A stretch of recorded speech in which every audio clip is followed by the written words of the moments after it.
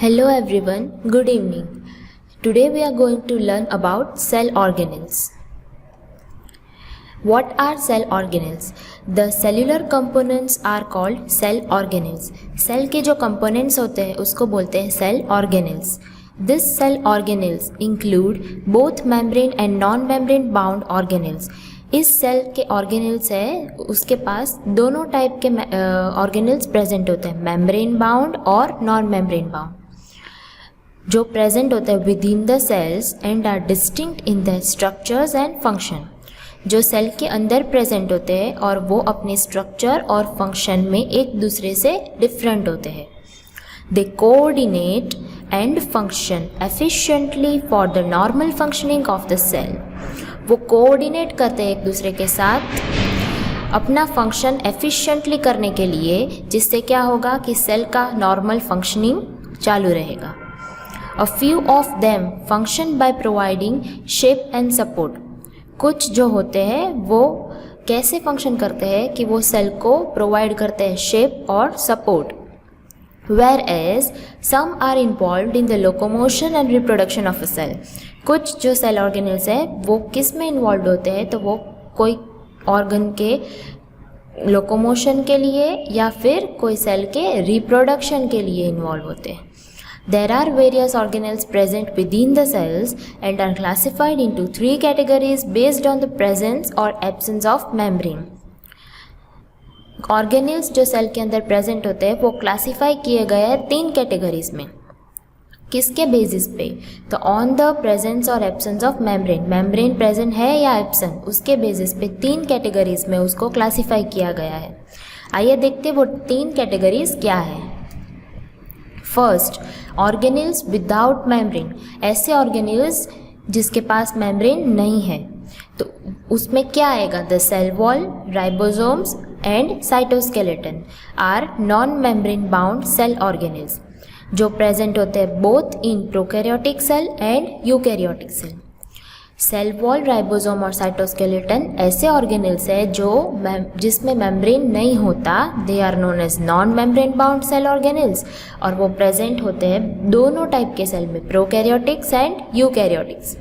Second classification क्या है? Single membrane bound organelles. जिसके पास एक ही मेम्ब्रेन प्रेजेंट होता है उसको बोलते हैं single membrane bound organelles. For example, vacuole, lysosome, Golgi apparatus, endoplasmic reticulum are known as single membrane bound organelles, जो किस में प्रेजेंट होते हैं? Present only in eukaryotic cell. ये ध्यान दीजिएगा कि ये सारे जो सिंगल मेम्ब्रेन बाउंड ऑर्गेनेल्स है वो ओनली प्रेजेंट होते हैं यूकैरियोटिक सेल में. Third classification is double membrane bound organelles. इसमें एग्जाम्पल है न्यूक्लियस, माइटोकॉन्ड्रिया और क्लोरोप्लास्ट. ये तीन ऑर्गेनेल्स है जो डबल मेम्ब्रेन से कवर होते हैं, इसलिए उसको बोला जाता है डबल मेम्ब्रेन बाउंड ऑर्गेनेल्स, जो भी ओनली प्रेजेंट होते हैं यूकैरियोटिक सेल में. तो हमने इधर देखा तीन कैटेगरीज में क्लासीफाई किया है ऑर्गेनेल्स को. First without membrane, second single membrane and third double membrane. तो आपको याद रखना है कि कौन कौन से ऑर्गेनेल्स कौन से क्लासिफिकेशन में आते हैं. ओके, नाउ आज हमारा पहला सेल ऑर्गेनेल गोल्गी एपैरेटस से हम स्टार्ट करेंगे. तो गोल्गी एपैरेटस क्या है? What is Golgi apparatus? Golgi apparatus और Golgi body और Golgi complex, कुछ भी कह सकते हैं इसको. इसके तीन नाम है. वो मेम्ब्रेन बाउंड ऑर्गेनेल है. अभी हमने देखा गोल्गी apparatus किस क्लासिफिकेशन में इन्वॉल्व थे? सिंगल मेम्ब्रेन, इसलिए उसको बोलते हैं मेम्ब्रेन बाउंड ऑर्गेनेल्स. इधर डबल वर्ड यूज नहीं किया है क्योंकि वो सिंगल मेम्ब्रेन से बाउंड है. Involve in the processing of proteins, वो प्रोटीन्स के प्रोसेसिंग में इन्वॉल्व होते हैं. तो गोल्गी apparatus क्या है? वो है एक मेम्ब्रेन बाउंड ऑर्गेनेल जो इन्वॉल्व होता है प्रोटीन के प्रोसेसिंग में. It is present in all types of cell except RBCs. वो सभी टाइप के सेल में प्रेजेंट होता है, पर एक एक्सेप्शन है इधर जो हमें ध्यान रखना है कि वो आरबीसी के अलावा सभी सेल में प्रेजेंट होता है. It is named after the discoverer Camillo Golgi. इस कैमिलियो गोल्गी के नाम से उसको नाम दिया गया है गोल्गी एपरेटस और गोल्गी बॉडी। ये हो गई डेफिनेशन गोल्गी एपरेटस की। अभी देखते हैं structure. Structure of Golgi apparatus. Usually each cell has one Golgi apparatus. Some of the cells may have more than one Golgi apparatus. Usually क्या होता है कि एक सेल के पास एक गोल्गी apparatus होता है और कुछ सेल्स ऐसे भी होते हैं जिसके पास एक से ज़्यादा गोल्गी apparatus होता है। तो each Golgi apparatus consists of 5 to 8 membranous sac. एक जो गोल्गी एपरेटर्स होता है उसके पास 5 to 8 मेम्ब्रेनस सेक्स प्रेजेंट होते हैं। कैसे होते हैं वो सेक्स? ऐसे,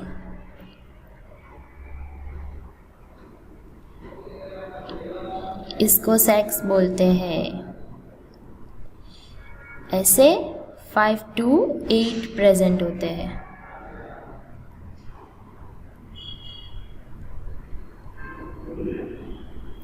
okay, the sacs are usually flattened and are called cisternae.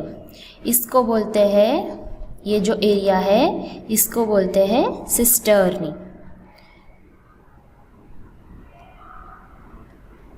Cisternae. और वो कैसे होते हैं? तो वो फ्लैटेंड होते हैं। The Golgi apparatus is situated near the nucleus. वो किससे नज़दीक होते हैं? तो वो सिचुएटेड होते हैं न्यूक्लियस के नज़दीक। इट हैज़ 2 एंड्स और faces, namely cis face and trans face.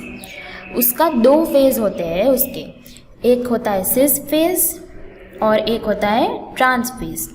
तो सिस फेस कहाँ पे लोकेटेड होता है? तो cis face is positioned near the endoplasmic reticulum.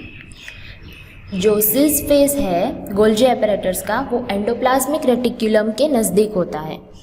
The reticular vesicles from endoplasmic reticulum enter the Golgi apparatus through cis face.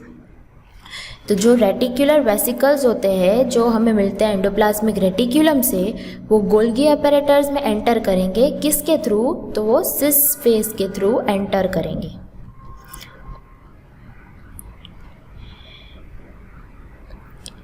ये है Golgi apparatus और ये इसका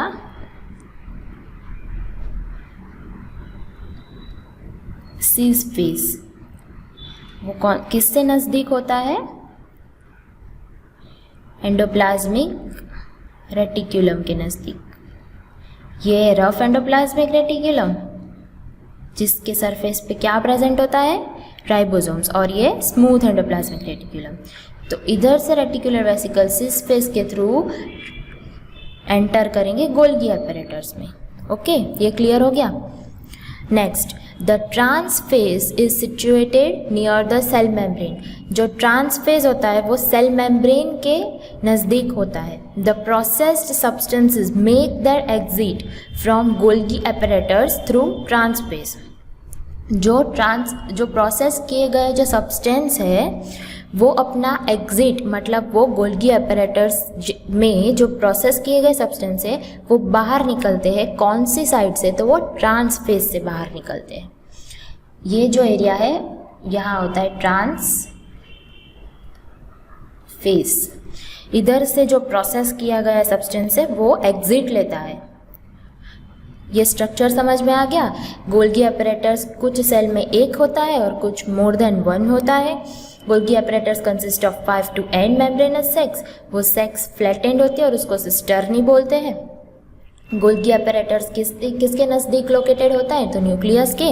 उसके पास 2 एंड्स या तो 2 फेसेस होते हैं, सिस फेस और ट्रांस फेस। सिस फेस जो होता है वो एंडोप्लाज्मिक रेटिकुलम के नज़दीक होता है। तो एंडोप्लाज्मिक रेटिकुलम से जो वेसिकल है वो एंटर होगी गोल्गी एपरेटस में सिस फेस के थ्रू। और जो ट्रांस फेस होता है वो सेल मेम्ब्रेन के नज़दीक लोकेटेड होता है, जिससे क्या होगा कि जो प्रोसेस्ड सब्सटेंस है गोल्गी एपरेटस में वो एग्जिट लेंगे ट्रांस फेस के through. Okay, clear? Now we will move to functions of Golgi apparatus.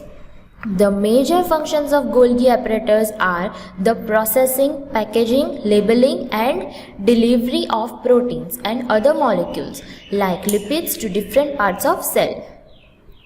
Major function क्या है गोल्गी apparatus का कि वो प्रोसेस करेगा, फिर पैक करेगा, फिर लेबल देगा और फिर डिलीवरी करेगा जो प्रोटीन्स और दूसरे मॉलिक्यूल्स है जैसे कि लिपिड्स सेल के अलग अलग पार्ट्स में भेजेगा उसको.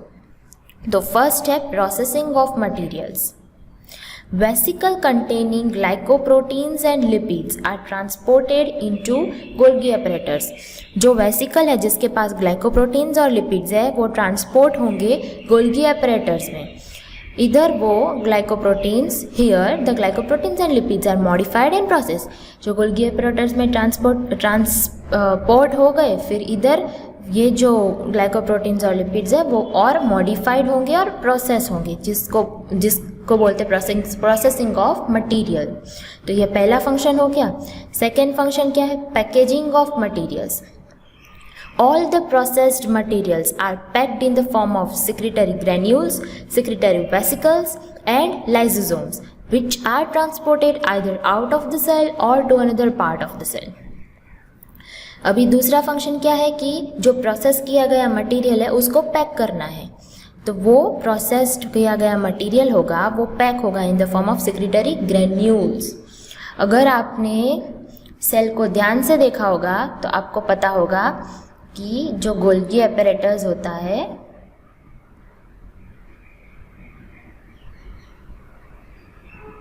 इसके आजू बाजू छोटे छोटे ऐसे ग्रेन्यूल्स होते हैं जिसको बोलते हैं secretory granules.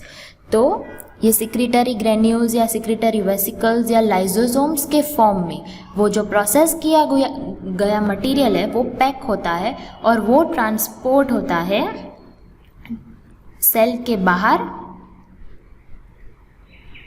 Outside of cell और to different parts of cell. Cell के बाहर ट्रांसपोर्ट होगा या तो फिर सेल के डिफरेंट पार्ट्स में. ओके, ये क्लियर हो गया. Because of this, Golgi apparatus is called post office of the cell. Because of these, Golgi apparatus को क्या बोलते हैं? सेल का पोस्ट ऑफिस बोलते हैं. क्यों? क्योंकि वो प्रोसेस किया गया मटेरियल पैक करके एक जगह से दूसरी जगह पे भेजता है. और एक कोई भी चीज़ होती है जो एक जगह से दूसरी जगह भेजते हैं वो किसका काम होता है? वो पोस्ट ऑफिस में होता है. इसलिए गोल्गी apparatus को सेल का पोस्ट ऑफिस बोलते हैं. थर्ड एंड लास्ट फंक्शन क्या है? Labelling and delivery of materials. तो finally the Golgi apparatus sorts out the processed and packed materials and labels them for delivery to the proper destination. Finally अभी जो Golgi apparatus है वो sort out करेगा, अलग करेगा कि जो प्रोसेस और पैक मटेरियल्स हैं उनको, फिर उसको लेबल देगा डिलीवरी के लिए. जहाँ पे उसको भेजना है वहाँ पे जाने के लिए उसको लेबल देगा. Hence the Golgi apparatus is called the shipping department of the cell. इसलिए उसको shipping department of the cell भी कहा जाता है. क्यों? क्योंकि वो जो पैक्ड मटेरियल है उसको लेबल करके फिर जहाँ डिलीवरी करनी है वहाँ पे वो डिलीवरी भी करता है. इसलिए उसको शिपिंग डिपार्टमेंट ऑफ सेल कहते हैं. तो फंक्शंस ऑफ गोल्गी apparatus आपको समझ में आ गया. First processing of material, second packaging, फिर उसका लेबलिंग और उसकी डिलीवरी. तो ये बहुत ही सिंपल लैंग्वेज में आपको समझाया है गोल्गी apparatus. आई होप आपको समझ में आ गया होगा. अगर आपको वीडियो पसंद आया है तो लाइक, शेयर, कमेंट और सब्सक्राइब करना मत भूलिएगा और बेल आइकन को प्रेस कर दीजिए. आपके नए वीडियोस की नोटिफिकेशन मिलती रहेगी. Thank you for watching.